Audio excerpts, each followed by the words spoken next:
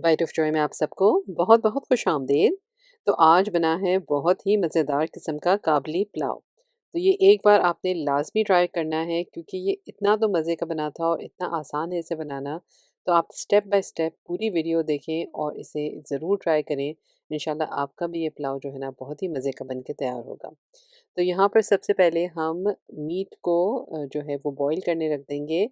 तो यहाँ पे हम लेंगे मटन, ये तकरीबन हमने लिया है 2 पाउंड के करीब।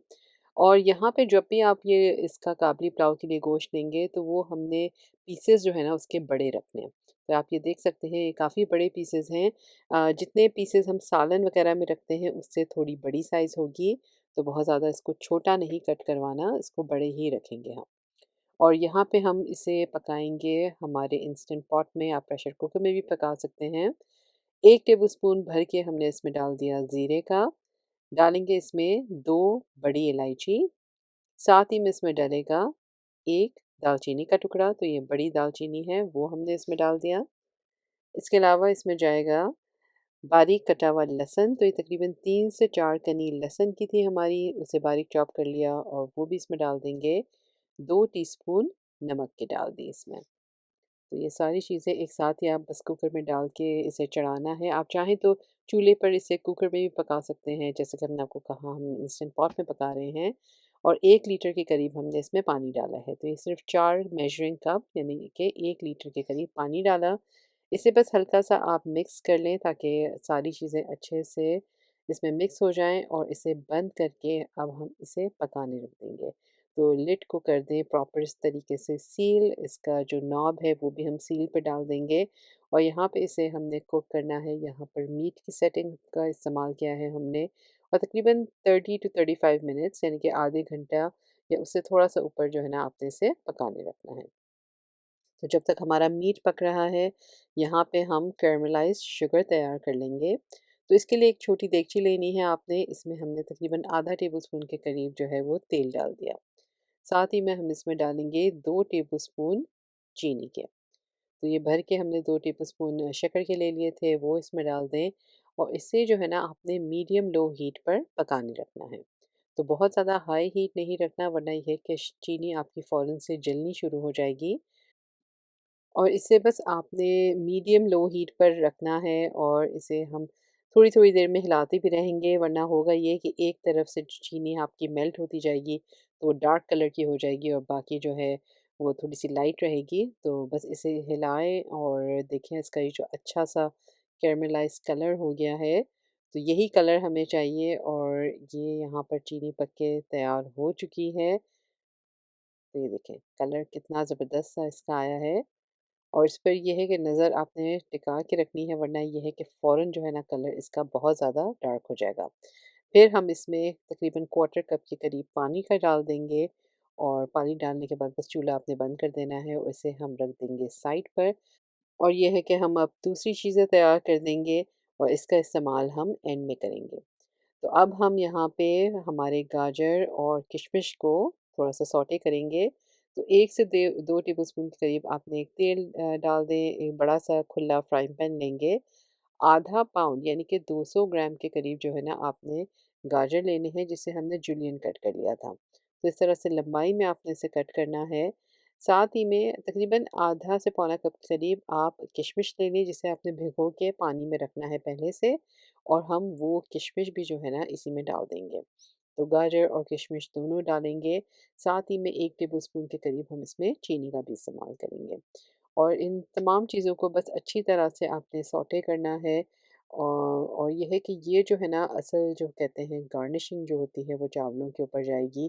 तो ये लाज़मी आपने तैयार करना है। और बस ये सारी चीज़ें हम तैयार करके रख देंगे। गाजर बस हल्के से सॉफ्ट हो गए और जब ये अच्छे से सौटे हो जाएँगे तो इसे भी हम चूल्हे से हटा देंगे। और गाजर की ये टॉपिंग आपकी तैयार हो गई है। तो अब हम यहाँ पर चावल को भिगो देंगे। तो ये तकरीबन 1.5 पाउंड के करीब हमने चावल लिए हैं।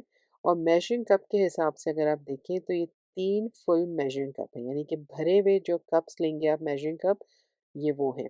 और ये बासमती चावल हैं, आपके रेगुलर चावल जो हम इस्तेमाल करते हैं घर में। और इसे पहले आप अच्छी तरह से पानी से धो लें और सारा पानी हम फेंक देंगे। और फिर जो है ना आपने इसे भिगो के रखना है। अच्छा, बाज़ औक़ात लोग पुलाव को यूजुअली सेला चावल से बनाते हैं, लेकिन हम आपको बताएँगे कि रेगुलर बासमती चावल से कैसे पुलाव को तैयार किया जाए। अच्छा, अब हम आते हैं फाइनल स्टेप की तरफ। तो यहाँ पर हमने एक बड़ी प्याज ली है और ये है तकरीबन 400 ग्राम के करीब। तो यहाँ पर जो प्याज़ें होती हैं वो काफ़ी बड़ी साइज़ की होती हैं, लेकिन आपने इसका मेजरमेंट देखना है कि ये तकरीबन 400 ग्राम के करीब है। फिर हमने यहाँ पर तेल डाल दिया है और तेल और घी को मिक्स करके डाला है। आप चाहें तो पूरा तेल ले लें या घी में बनाएं, ये आपकी मर्ज़ी है। इसमें हमने प्याज डाल दी और इसको हम थोड़ा सा करेंगे ब्राउन, जिसको ये है कि थोड़ा सा टाइम लगता है, लेकिन आप आहिस्ता आहिस्ता इसे ब्राउन करते जाएं और देखते जाएं कि ये जले नहीं। इसमें डाल देंगे 2 चॉप्ड टमाटर। तो टमाटर भी शामिल कर दें और ये है कि टमाटर जो है काबली पुलाव में यूजुअली नहीं जाते, लेकिन हमने इसे डाला था और इससे फ्लेवर जो है ना बहुत ही मज़े का आता है। तो टमाटर भी लाज़मी आप डालें, क्योंकि ये बहुत ही मज़ेदार पुलाव बना था।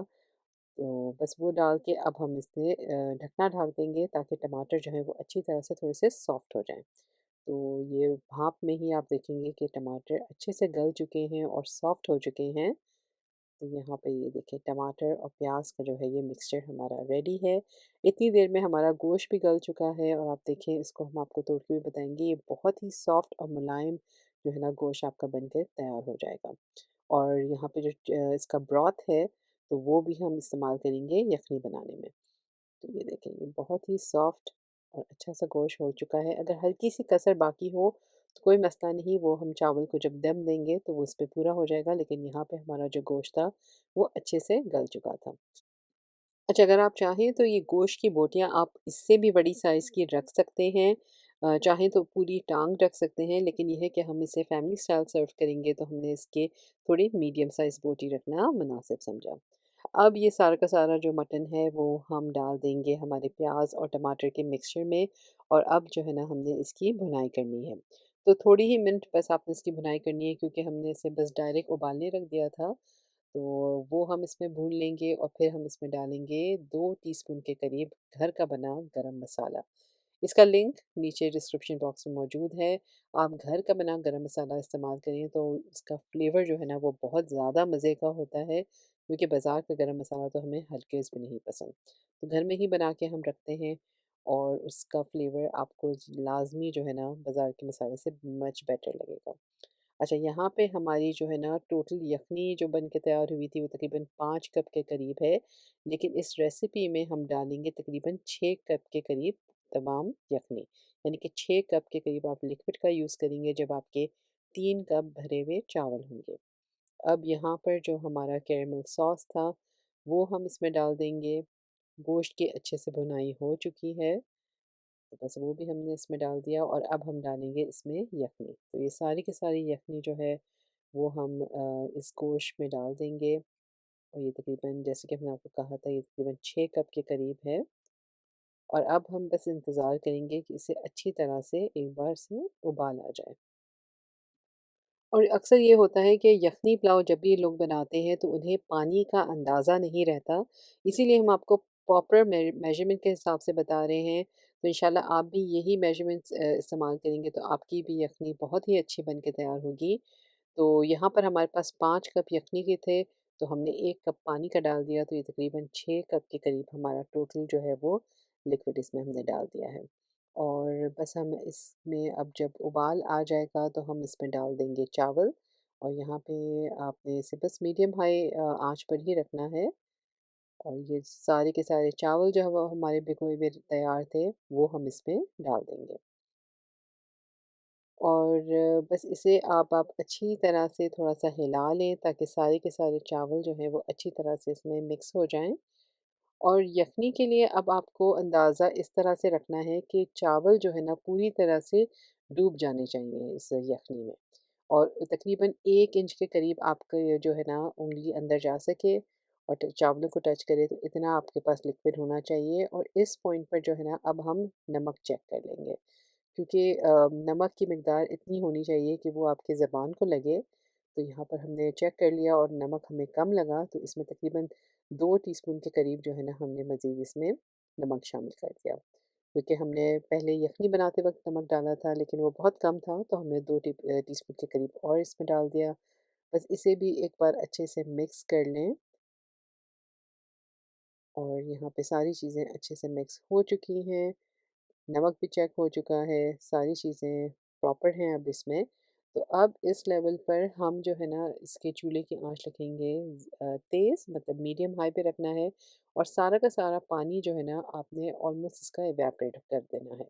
तो ये खुला ही रखा है तपेला और देखें जब ये पानी बहुत ही थोड़ा-सा इसमें बाकी है, नीचे है इसमें पानी लेकिन बहुत ज़्यादा नहीं। तो अब जो है ना हम इसे डालेंगे दम पर।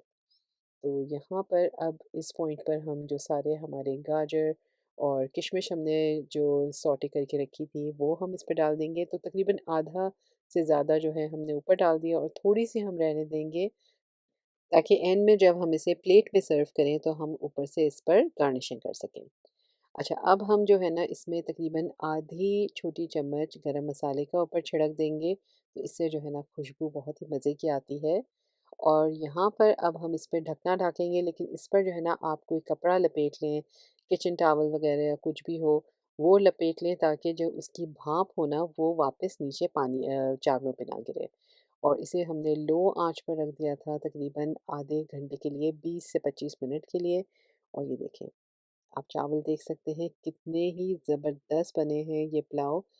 खिले-खिले से चावल हैं, आपस में चिपके भी नहीं हैं और बहुत ही ये मज़े के बने थे। और आप देखें, आपको हिला के भी बता रहे हैं, बहुत ही फ्लेवरफुल, बहुत ही मज़ेदार और ये बेहतरीन पुलाव बन के तैयार हुआ था। ये रेसिपी आपने लाज़मी एक बार ज़रूर ट्राई करनी है। और आपको एक चीज़ बताते जाएँ, जब ये पुलाव बना के हमारी बेटी ने जब इसे खाया था, तो उसका पहला रिएक्शन यही था कि अम्मी आपने कौन-सी रेस्टोरेंट से ये ऑर्डर किया है? वो ये मानने को ही तैयार नहीं थी कि ये चीज़ घर में बनी है। तो इसीलिए हम आपको कह रहे हैं कि आप ज़रूर इसे ट्राई कीजिएगा, इंशाल्लाह आपको भी ये रेसिपी बहुत पसंद आएगी। और यहाँ पर हमने इसे रायते के साथ सर्व किया है, तो क्योंकि ये थोड़ा-सा ड्राई होता है और रायता हो तो पुलाव के साथ मज़ा ही आता है। रायते की रेसिपी भी हमारे चैनल पे मौजूद है, तो इसे भी आप बना सकते हैं। अब आप भी इसे बनाएँ और अपने प्यारों को खिलाएँ। और ऐसी कई रेसिपीज़ के लिए हमारे यूट्यूब चैनल को भी ज़रूर सब्सक्राइब करें और रेसिपी पसंद आई हो तो कमेंट सेक्शन में ज़रूर बताइएगा।